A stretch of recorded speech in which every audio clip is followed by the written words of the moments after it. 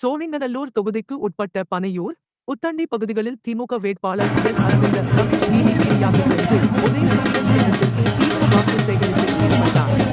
தமிழகத்திலேயே அதிக வாக்காளர்கள் கொண்ட சோழிங்கநல்லூர் தொகுதியில் திமுக சார்பில் தொடர்ந்து 3வது முறையாக எஸ். அரவிந்த் ரமேஷ் போட்டியிடுகிறார்.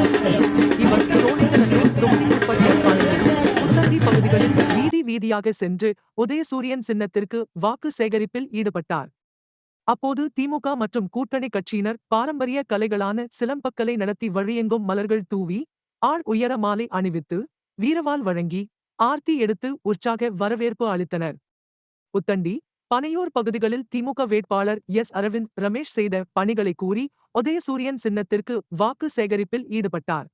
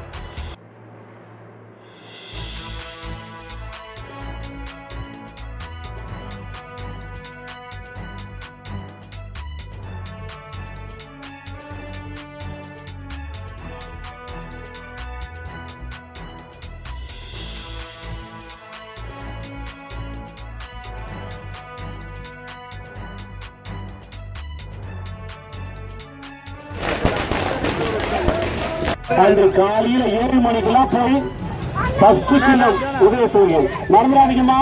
இந்த பகுதியில் பாதுகாவலனாக இருக்கிறார். இந்த பகுதியை பாதுகாத்தவரே நம்முடைய மண்ணின் மைந்தன் தான்.